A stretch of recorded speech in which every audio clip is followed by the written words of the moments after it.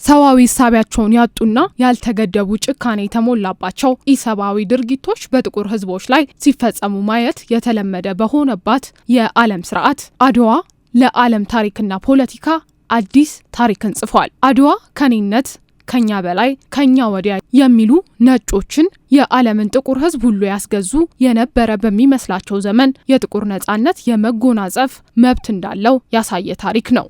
የአድዋ ጦርነት ከተራ ትርክት የሚመደብ ጦርነት አይደለም። ይልቁኑ የሰው ልጆችን እኩልነት የሰበከው ታላቁ መጽሐፍን በተግባር የተገለጠበት እውናዊ ድርጊት ነው። አድዋ ለኛ ለታሪኩ ባለቤቶች ደጋግመን የምንለብሰው የድል ኩታ ከቀደምት እስካሁን ላሉ ጥቁር አፍሪካውያን አይን ገላጭ ድል ነው። ታላቁ የአድዋ ድል ቀደምት አባቶች በአንድ መክረው እንደ አንድ ወስነው በአንድ ወኔና ተነሳሽነት እስከ አፍንጫቸው ታጥቆ ወራሪ ኃይል መመከት የቻሉበት ህያው ማሳያ ነው። ይህ ታላቅ ድል በጥቅሉ ነጮች ስለ ጥቁሮች፣ ጥቁሮች ስለ ነጮች የነበራቸውን እሳቤ የለወጡበት ምሉ የሆነ ድል ነው። ይህ ታላቅ ድል ከሽባነት ፈውሶ መዳህና መራመድ እንዲችሉ ካደረጋቸው ሌሎች ጥቁር ህዝቦች እስከ ትቢታቸውን እስከ ሰበረባቸው ነጮች ድረስ በግርምት እስካሁኑም እንዲተነትኑት ምክንያት ሆነዋል። ሱዳን ትሪቡን አድዋ ድልን አስመልክቶ በአንድ ወቅት ባስነበበው እትሙ በወቅቱ እጅግ ኋላ ቀር መሳሪያ የታጠቀው የኢትዮጵያ ጦር በአስገራሚ ወኔ በጊዜው አይበገሬ የሚመስለውን ኃይል ድል አድርጓል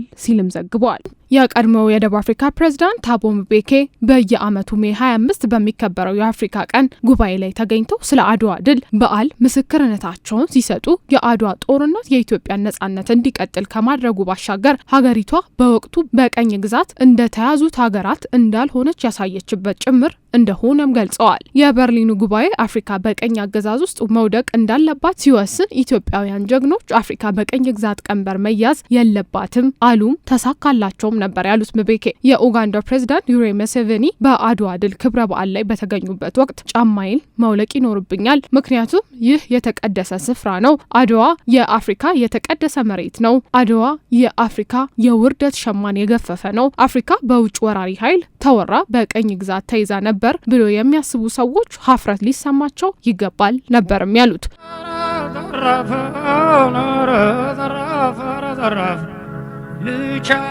መሰል ምስክርነቶች የአድዋ ድል ከድንበር ወዲያ ማዶ ላሉ ወንድሞቻችን ከቅኝ ግዛት የባርነት ቀንበር መላቀቅ ምክንያታቸው ከበታችነት ስሜት ወደ ላይኛው የስብዕና መንበር የተሸጋገሩበት አስተሳሰብ መሆኑን ያሳያል። ከ17ኛው ክፍለ ዘመን አስቀድሞ ነጭ ገዢዎች በጥቁሮች ላይ ያደርሱት የነበረውን ግፍ የተቃወሙ፣ ለነጻነትና እኩልነት ዋጋ የከፈሉ እንደ አብርሃም ሊንከንና ፍሬድሪክ ዳግላስ የተወለዱበት በወርሃ የካቲት መሆኑን ተከትሎ የጥቁሮች ወር በመሆን ይከበራል ይባል እንጂ ለወሩ መሰየም የአፍሪካውያን ብሎም የመላው ጥቁር ህዝቦች ድል ተደርጎ የሚነሳው ታላቁ የአድዋ ድል የጥቁሮችን የይቻላል መንፈስ ያላበሰው ይህ ታሪካዊ ሁነት በወርሃ የካቲት መፈጸሙን ተከትሎ ስያሜውን ሳያገኝ እንዳልቀረ በአንዳንድ ምሁራን ይገለጻል። ታላቁ የአድዋ ድል ከሁሉ በላይ በተናጠል ነጻነትን ለማግኘትና ለመቆም ሲዳክሩ የሰነበቱ አፍሪካውያንና መላው የጥቁር ህዝቦች ዘንድ የፓን አፍሪካኒዝም ጽንሰ ሀሳብ እንዲወለድ ዋነኛ ምክንያት ሆኖ ይቀመጣል። የፓን አፍሪካኒዝም እንቅስቃሴ በአውሮፓውያኑ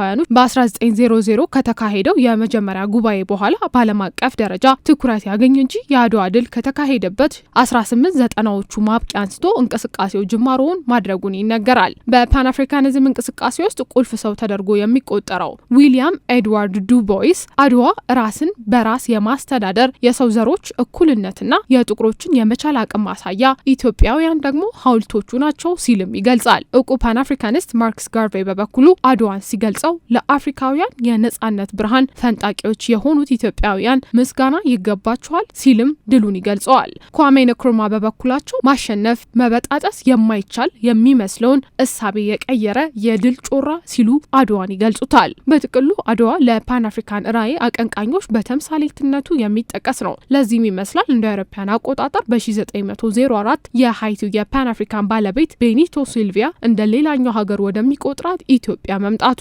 እስካሁንም ላሉ የፓን አፍሪካኒዝም አቀንቃኞች ኢትዮጵያና የአድዋ ድል ብርታትና ኃይል ሆኖ ቀጥሏልም ይቀጥላል። ኢትዮጵያ የቀደመ ድሏን ከማክበርና ከመዘከር ባለፈ ሁሉም ዘመን የራሱ አድዋ አለው በሚል እሳቤ የየዘመኑን አድዋን መስራት እንቀጥላለች። ላብነትም ታላቁ የኢትዮጵያ ህዳሴ ግድብ በዚሁ በእኛ ዘመን በሀሳብ ሻሞላ በደምና በወዝ የተፈጸመ ዳግማዊ አድዋ ድል ተደርጎ ይነሳል። በቀጣይ ዘመናትም አድዋና የድል እሳቤው በኢትዮጵያውያን ሲደገም ሲደጋገም በዓለም ህዝብም ሲዘከር ይኖራል።